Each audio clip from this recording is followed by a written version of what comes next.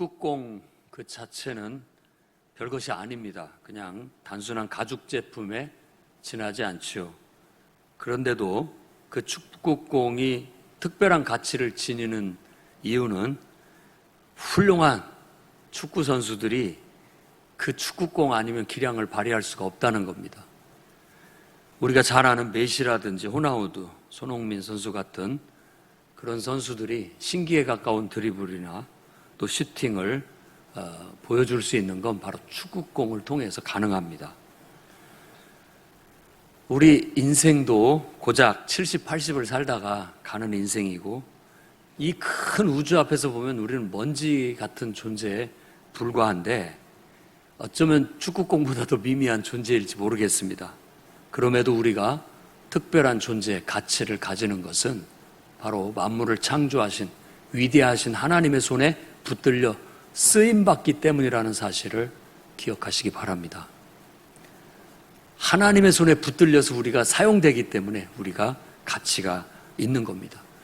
에스더서는 하나님에 대해서 직접적으로 한 번도 언급을 하고 있지 않지만 그들의 삶 속에 그 밑면에 하나님의 섭리가 있고 하나님께서 그 등장인물 한 사람 한 사람들을 들어 쓰신다라는 것을 우리에게 보여주고 있습니다. 그 이야기의 한 대목이 오늘 우리가 읽은 말씀입니다. 하만이라는 총리 대신이 왕 앞에 들어옵니다. 그러자 왕이 기다렸다는 듯이 내가 존귀하게 대우해주고 싶은 사람이 있는데 어떻게 하면 좋겠습니까? 어떻게 하면 좋겠소? 라고 대신에게 묻습니다. 하만은 순간 생각하기를 그렇게 존귀하게 대우할 사람이 나 말고 또 있겠는가? 라고 생각을 하고 자기가 원하는 말을 마음껏 말을 하는데 좀 과하게 얘기합니다. 왕의 왕복을 입히시고 그리고 왕관을 씌워주시고 왕의 말을 태워가지고 왕이 생각할 때 가장 높은 신하를 시켜서 그 말을 끌고 성중을 돌아다니면서 왕이 존귀하게 여기는 사람은 이렇게 왕이 높이신다라고 외치게 하라는 것이었습니다. 그게 우리가 오늘 읽은 말씀의 본문입니다. 저는 이 말씀을 통해 다음과 같은 몇 가지 말씀을 여러분과 함께 나누고자 합니다. 첫째는 지난 날들을 돌아볼 줄 아는 그런 성도들이 되시기 바랍니다. 왕은 이 일이 있기 전에 에스더 왕후의 잔치에 초대를 받아서 아주 기분이 좋아졌습니다. 왕과 하만을 초대해서 잔치를 베풀었는데 너무 기뻤어요. 그러니까 내가 뭘 원하느냐? 왕후가 원하는 것이라면 내가 뭐든지 들어주겠다. 나라의 절반이라도 요구하면 다 들어주겠다. 라고 할 만큼 아주 기분이 흡족했죠. 그래서 다음 날도 또 잔치를 베풀 테니 그때도 또 참여해 주십시오. 라고 부탁을 받고 이제 그날 밤을 맞이하게 된 겁니다. 그날 밤에 잠자리에 들었는데 이상하게 잠이 오지를 않아요. 그날. 기뻐서 그런지 들떠서 그런지. 그러다 보니까 내시한테 시켜서 야 궁중일기를 가져와 봐라 해서 궁중일기를 이렇게 넘겨서 지난 일들을 살펴보다가 두 내시가 자기를 암살하려는 음모를 꾸몄고 그 사실을 모르드게라는 사람이 알려줘서 자기가 모면하게 되었다는 사실을 알게 됩니다. 그러니까 당연히 알아야 되는데도 불구하고 모르고 있었다라는 게 놀랍죠. 그래서 내시를 부릅니다. 이 모르드게라는 사람한테 우리가 합당한 대우를 해줬느냐? 무슨 관직을 내려줬느냐? 내시가 전혀 없었습니다. 라고 하자 당장 총리 대신을 불러라. 라고 총리 대신을 부르게 됐던 겁니다.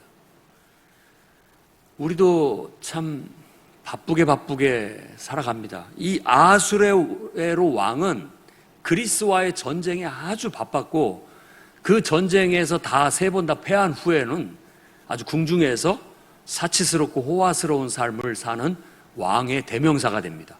그 왕처럼 사치스럽고 호화스럽게 산 왕이 없을 정도입니다. 1년에 6개월을 잔치를 베풀면서 지냈어요. 사치스럽고 호화스러운 삶을 살다 보니까 그동안 자기에게 도움을 줬던 많은 사람들은 다 잊혀지고 안중에도 없고 그들에게 대한 합당한 대우를 하지 못했다라는 것을 왕후의 잔치에 참여하고 나서 잠이 오지 않은 그 잠깐의 시간을 통해서 자각하게 되었던 것입니다. 우리의 예배에 가장 큰 효과가 있다고 한다면 예배는 우리를 돌아볼 수 있는 시간입니다. 자신을 돌아볼 수 있는 시간이 이 시간에 큰 의미를 갖습니다. 우리도 잠깐 쉬어서 자신의 행적을 돌아보면 우리를 위해서 수고하고 우리에게 많은 도움을 줬던 고마운 사람들이 많이 떠오르게 될 겁니다. 저도 유치원은 아예 다니지도 못했으니까 자연 유치원에서 살았죠. 초등학교 시절에 시골에 살다가 초등학교 3학년 때 도시로 전학으로 와서 적응하느라고 바빴습니다. 초등학교 시절을 떠올리라고 하면 여학생들이 놀던 고무줄 끓는 거, 그리고 학교 끝나면은 공터에 가서 테니스 공 갖고 야구했던, 그때 당시 막 프로야구가 막 뜨던 때였던, 별로 그렇게 선생님들은 고마운 분들이 많았는데 생각이 나지 않습니다. 이름이 생각이 안 나요. 중학교 올라가서 처음 1학년 때 담임 선생님인데 그분 선생님은 김용환 선생님이었습니다. 영어 선생님이었어요. 그래서 우리 반은 내가 담임이 영어 선생인데 영어 실력이 떨어지면 안 된다고 해서 반 학생들은 항상 종례가 끝나고 난 다음에 영어 시험을 보고 그날 본문을 다 외워서 토시 하나라도, 점 하나라도, 띄어쓰기 하나라도 틀리면, 대소문자 하나라도 틀리면 집에를 안 보냈어요. 다 외워서 쓰게 했던 거죠. 그 결과 중학교 3학년 동안은 영어 시험이 너무나 쉬웠고 그냥 3년 내내 100점을 맞았던 기억이 납니다. 참 고마운 분이죠. 고등학교에 올라가 가지고는 고3 때 선생님이 제일 생각이 납니다. 다 모든 분들이 다 훌륭했고 도움을 많이 줬습니다만 고3 때 선생님은 별명이 새우젓이었어요. 학생들이 다 욕하는 선생님이었습니다. 새우젓이라고. 그럼에도 불구하고 기억에 많이 남습니다.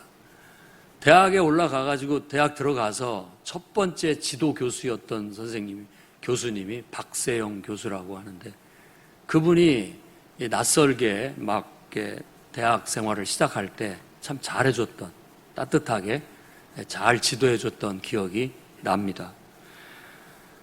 신학교에 들어와서는 이제 박영철 교수라고, 다른 교수님들도 다 훌륭하고 좋은 분들입니다만은 그래도 제일 개인적으로 많은 시간과 대화를 나눴던 교수님이 박영철 교수님인데 그분이 생각납니다. 그분은 지금도 가까이 계셔서 매년 스승의 날이면 한 번씩 찾아뵙곤 합니다. 그 외에도 내가 영적으로 생각을 하면 저를 영적으로 지도해줬던 담임 목사님이었던 고재영 목사님이 기억에 깊이 남고요. 또 빠뜨릴 수 없는 분들, 제가 중학교 1학년 때 처음 교회에 가가지고 정말 교회라고는 처음 가봐가지고 달달달 떨면서 그 긴장된 가운데 있었는데, 그때 우리 그 반사 선생님, 교사죠. 중등부 교사. 그 반사 선생님이 김영자 선생님이에요. 대학생이었죠.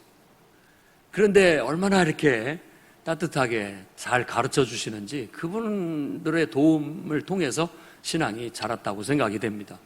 고등학교 때 반사 선생님은 전용옥 선생님이에요. 그분도 대학생이었는데 다 그분들은 전북대 교대를 다녔던 분들이었고, 지금도 아마 김영자 선생님은 영어 교사로, 전용옥 선생님은 생물 교사로 교직을 잡고 있는 분들입니다. 저하고 나이 차이로 해봤자 그렇게 크게 많이 나지는 않는데 간간히 소식은 듣고 지내고 있습니다. 이렇게 곰곰이 생각해 보면 한 번도 전화 한 번 드려보지도 못하고 살았는지 돌아가셨는지도 모르겠고 무심하게 살아왔다 하는 생각이 듭니다. 아하수에로를 욕할 것이 아니에요.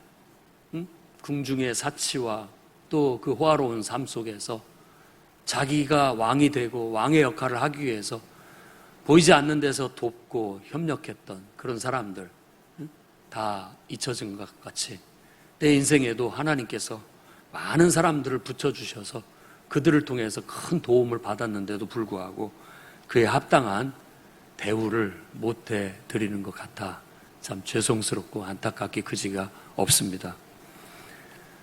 사람은 이렇게 자기를 돌아보는 시간을 통해서 반성하고 그러면서 더 어른스러워져 가는 것 같습니다.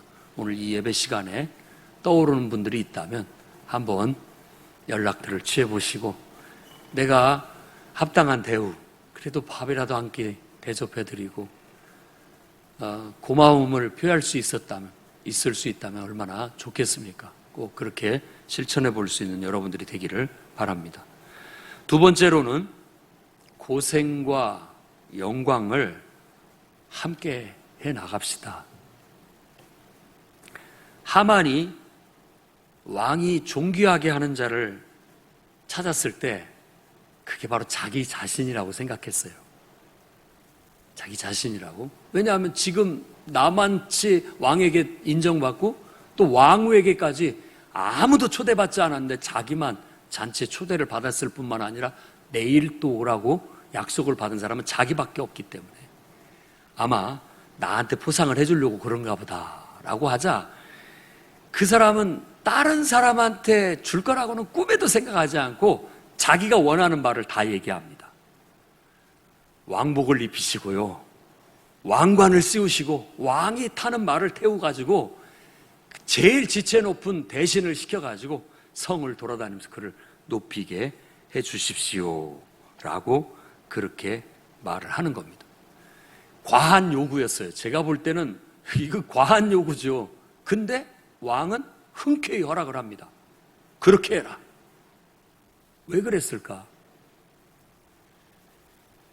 가만히 생각을 해보면 이 왕이 되는데도 많은 사람들의 희생과 헌신과 노력이 있었기 때문에 왕이 될 수 있었고, 왕의 역할을 하는 데에도 그를 돕는 사람들의 역할이 있었기 때문에 왕의 역할을 할 수 있었던 겁니다. 왕의 마음은 그들이 나와 함께 고생을 했다면 나와 함께 영광도 받아야 하는 것이 마땅하다라고 그렇게 생각했으리라 생각합니다. 진짜 왕은 아니지만 나처럼 똑같이 그들도 왕의 대우를 받아 마땅한 사람들이다라고 여겼으리라 생각합니다.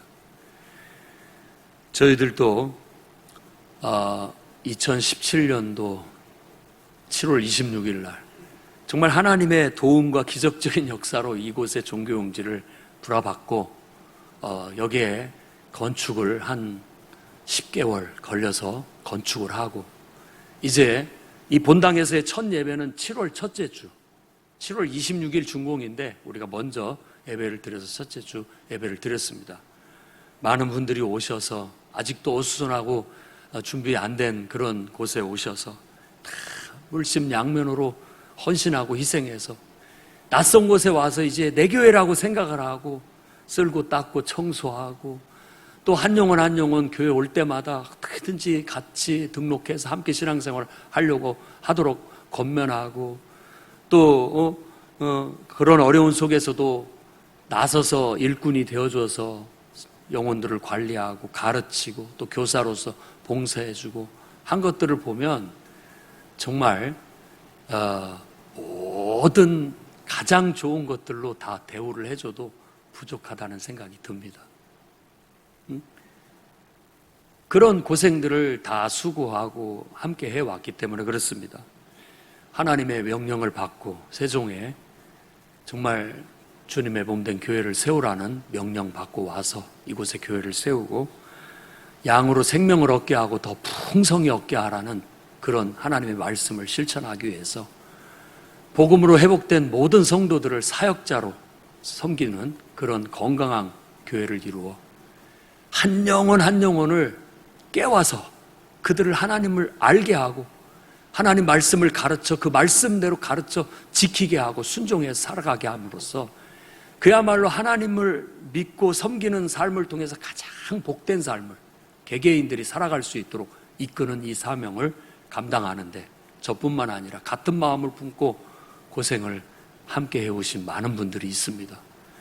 예배를 통해서 하나님의 임재 안에 힘과 지혜와 하나님의 은혜를 공급받아야 성도들이 각자 자기 삶에서 능력 발휘하면서 잘 살 수 있다라는 그 사명을 실천하기 위해서 지금도 예배 사역을 위해 수고하고 애쓰고 고생하는 분들이 있습니다. 성경 말씀, 적어도 교회 다니는 사람은 성경 말씀에 대해서는 빠삭해야 되고 제대로 알아야 된다라는 성경 교육과, 그 다음에 하나님의 사람으로서 똑바로 서게 하기 위한 신앙 훈련, 그래서 하나님의 사람으로서 각자가 자기 인생의 최고의 가치를 창조하며 살아가는 인간을 만들자는 그런 사명을 감당하기 위해서 지금도 가르치고 훈련하는 일에 열심을 내고 고생하는 분들이 있습니다. 성도들이 서로 교제하고 그 교제를 통해서 서로 부딪히며 다듬어지고 성장하고 성숙해 갈 수 있는 소그룹 활동, 이를 위해서 또 정말 자기 자신도 제대로 못하는데도 불구하고 여러 사람을 돌보기 위해서 물심양면으로 애쓰고 수고하는 많은 분들이 지금도 있습니다. 그뿐만 아니라 우리의 사명은 하나님의 받은 바 은혜에 감사하여 이웃을 위해서 봉사하며 살아야 된다. 그것이 가장 값진 삶이고 그것이 가장 의미 있는 삶이다. 그래서 하나님을 영화롭게 하는 게 우리 인생의 존재 가치다. 하나님 앞에 그렇게 쓰임받는 인생이 될 수 있도록 우리는 가르치고 지도하고 또 이 일을 위해서 사명을 감당해 나가고 있고 고생하고 수고하고 있습니다. 이 모든 고생에 함께 하신 여러분들에게 하나님께서 누구한테 내가 귀하게 대우를 해줘야 될까라고 한다면 바로 그런 분들, 바로 여러분들에게 하나님께서 그런 대우를 해주실 수 있기를 바랍니다. 정말 부족하고 더 한없이 부족해서 여러분들을 더 잘 섬기고 또 봉사해야 함에도 불구하고 저를 또 목자로 여겨주시고 목사로 여겨주시고 항상 저에게 잘 대해주시는 모든 분들에게도 정말 하나님 너무나 감사를 드리고 하나님이 더 존귀한 것으로 갚아주시기를 바랍니다. 우리 아직 사명이 끝난 것이 아닙니다. 자화자찬하고 서로 자축할 분위기는 아닙니다. 앞으로 감당해야 할 사명이 많고 우리가 해야 할 고생이 앞으로도 많이 남아 있습니다. 그 모든 고생과 우리의 사명에 함께 해주시기 바랍니다. 함께 우리가 고생도 하고 함께 마지막 날 영광도 얻기를 바랍니다. 저는 이 목사보다도 여러분들이 더 하나님 앞에 가서 큰 상을 받으리라고 믿고 있습니다. 저는 목사니까 당연히 해야 하는 것이고 여러분들은 자발적인 헌신과 봉사하기 때문에 하나님은 더 크게 보시리라 여겨집니다. 저는 여러분들이 하나님 앞에 갔을 때 더 큰 상을 받았을 때 뒤에서 정말 기뻐해주고 박수를 쳐드리고 싶습니다. 그래서 고생도 함께하고 영광도 함께하는 성도들이 되시기를 주의 이름으로 축원합니다. 세 번째로는 굴욕당할 일들은 아예 하지도 맙시다. 하만이 그 왕의 말을 듣고 내가 그렇게 받기를 바라는 마음에서 기쁜 마음에 과도한 요구를 했어요. 그랬더니 왕이 흔쾌히 딱 허락을 해줍니다. 네 말대로 해라. 좋다. 순간 얼마나 기뻤겠습니까?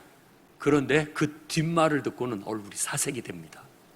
굴욕을 당하는 것이죠. 좋다. 저 대궐문 앞에 앉아있는 모르드게에게 가서 네 말 그대로 해라. 너는 내 말대로 대궐문에 앉은 유다 사람 모르드게에게 행하되 무릇 내가 말한 것에서 조금도 빠짐없이 그렇게 해라. 얼마나 황당했겠습니까? 자기가 얻을 걸로 생각하고 과도하게 요구를 했는데 만일 내가 모르드게한테 좀 포상을 내려야 되겠는데 뭘 해주면 좋을까라고 했다면 하만이 그렇게 말했겠습니까? 아니 그것이 뭐 한 것이 있다고 그렇게 대우를 해줍니까? 그냥 그 정도면 됐습니다. 아마 얘기했을 거고 조그마한 상으로 그쳤을지도 모르겠습니다. 그런데 자기가 받을 걸로 생각하기 때문에 정말 지나칠 정도로 과할 정도로 요구를 했던 거예요. 그런데 그 상을 자기가 눈에 가시처럼 여기고 죽이고 싶은 그 모르드게에게 그렇게 해라고 하니까 얼마나 굴욕적입니까? 하나님은 그런 분입니다.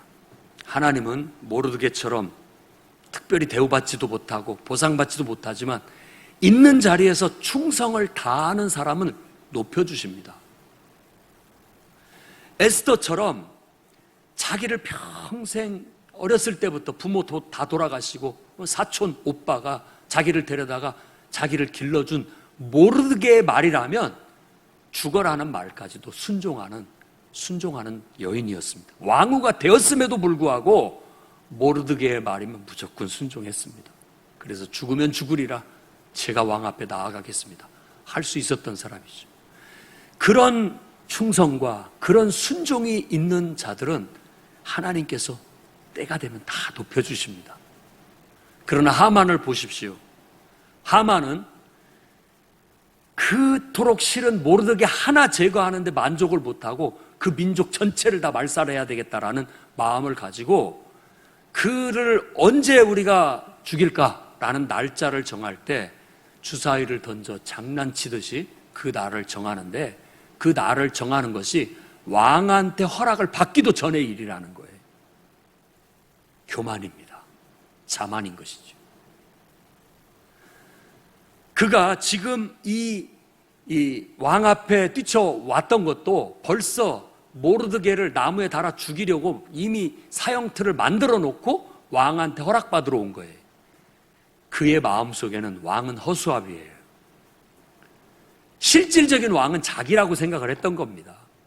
그러니까 당연히 내가 왕복을 입고 왕관을 쓰고 왕이 타는 말을 타고 그 수도를 순시하면서 높임을 받고 싶어하는 마음을 피력했던 것입니다.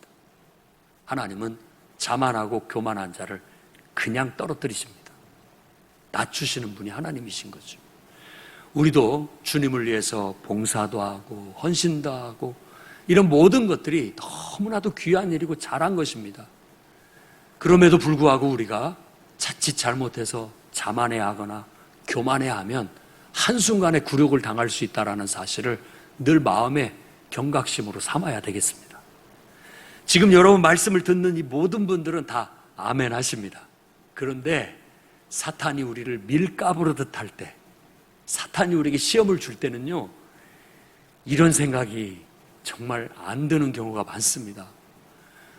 감정에 사로잡혀가지고 분노가 치밀어 오를 때는 하나님이고 뭐가 안 보여요. 그런 상태가 된다니까요. 절대 어떤 상황에서도 하나님보다 앞서가지는 맙시다. 결국 우리가 굴욕을 당하게 되고 치욕을 당할 수밖에 없게 되는 겁니다. 이해관계가 얽혔을 때는 보면은 교회도 상관없고 막 목사도 상관없고 또 심지어는 막 하나님도 다 상관없다는 듯이 자기의 이해관계 앞에 혈안이 돼서 주장을 하는 거 보면 하나님보다 앞서가고 있구나 하는 생각이 들 때가 많이 있습니다. 사람은 누구나 다 비슷합니다. 본능은 다 똑같기 때문에 연약한 존재예요. 그렇기 때문에 우리가 잘할 때, 하나님께서 은혜를 풍성히 부어주셔서 우리를 귀하게 쓰실 때, 그러면 그럴수록 더욱더 겸손해지고, 내가 충성하고 헌신한 만큼 충분한 대가 못 받았다 할지라도 너무 속상해하거나 너무 상심해하지 말고, 때가 되면 하나님께서는 다 높여주시고 오히려 내가 높임을 받지 않은 것이 하나님 앞에 가면 더 상이 크다라고 여기고 믿고, 늘 보이지 않는 가운데서도, 인정받지 못하는 가운데서도 자기 있는 자리에서 충성을 다하고 자기가 할 정말 순종을 다 해나가게 된다면 우리는 절대 굴욕당할 일 없이 때가 되면 하나님께서 가장 우리를 높이셔서 존귀하게 하시리라 믿습니다. 오늘 저는 아수르의 왕, 내가 존귀하게 대우해주고 싶은 사람이 있는데 어떻게 하면 좋을까라는 말씀을 묵상하면서 여러분께 너무나 바쁘게 자기 삶만에 빠져 살지 마시고 좀 지난 세월을 돌아보고 여러분에게 도움을 준 분들을 기억하라고 말씀드렸습니다. 우리가 살면서 고생도 함께 한 사람들과 함께 영광도 함께 나누려는 그런 정말 성숙한 그런 마음보를 가질 수 있기를 바랍니다. 아무리 잘 나가고 훌륭하게 하나님 앞에 쓰임을 받는다 할지라도 자만하거나 교만해서 굴욕당하는 일이 없이 있는 곳 그곳에서 아무도 알아주지 않는다 할지라도 모르드게처럼 충성을 다하고 에스더처럼 순종해내는 그런 성도들로서 오래오래 존귀함과 높임을 받으시기를 주의 이름으로 축원합니다. 기도하겠습니다. 거룩하신 주님,